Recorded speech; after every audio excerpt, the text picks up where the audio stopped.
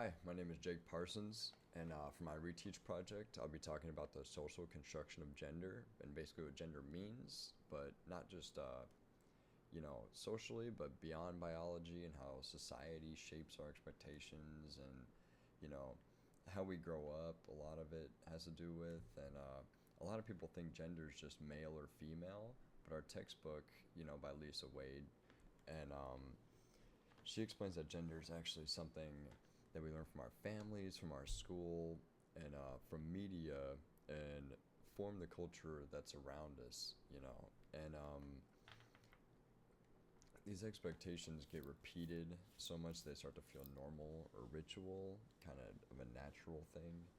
And specifically in page 372, there's a section on social movements, and there was a shift and movements like feminism and LGBTQ and push people to rethink what gender roles should look like.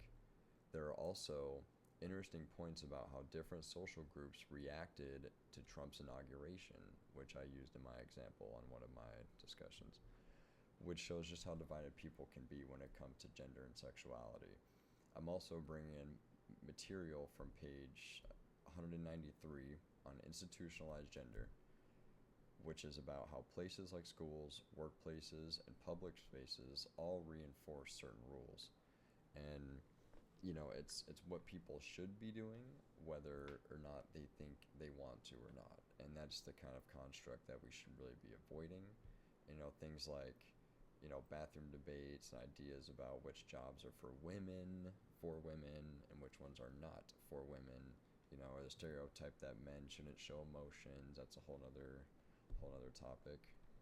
And things like I just mentioned, these aren't biological things. These are just social things that have been brought throughout the years, And some of us, it seems natural, like I said in the beginning of my talk, and it seems more of a ritual, trained behavior, And some of the peer review research I looked into supports this too, and one study shows that kids are raised differently depending on their gender, shows and different things that their parents buy, it's very influenced by what gender they are and what role the parent wants them to abide by, if that makes sense. And another one, it shows that mixed gender groups also work better in advocacy than single gender ones, which kind of proves that limiting strict gender roles can be not beneficial,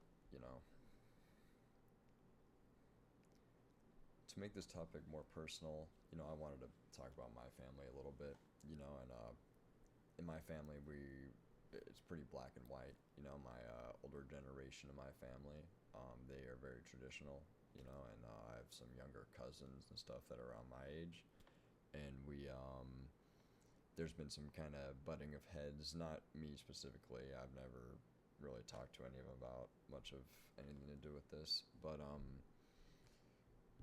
there has been some issues that I've known about in the family, and it kind of sucks that there's such a grasp on this traditional idea that you know there's no middle ground that some people can come to when it comes to this. And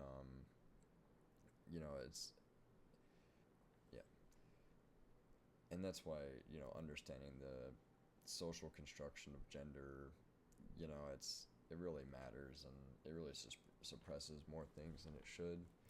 So I think everybody having a better understanding, like I've came to realize in this class, I've developed a much better understanding of gender and the psychology behind it and the social constructs behind it, and I feel everybody should take a little bit of that to heart.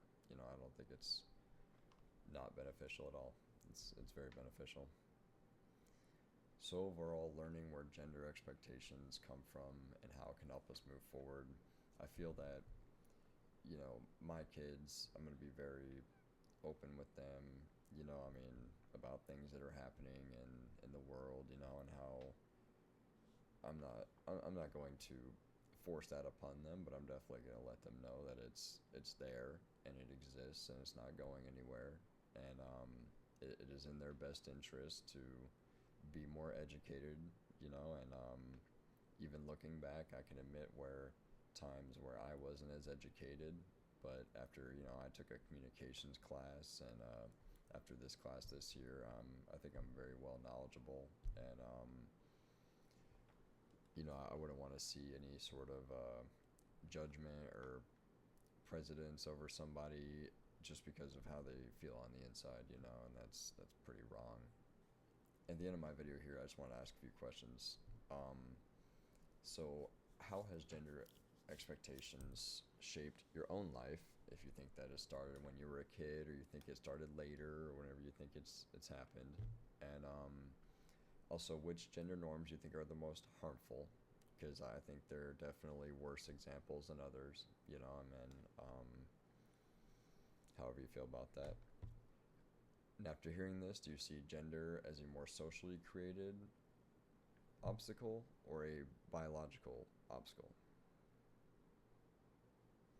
And I think that just about concludes my video. So I thank you guys for listening. Again, I'm Jake Parsons. Good to meet you guys, and have a great day.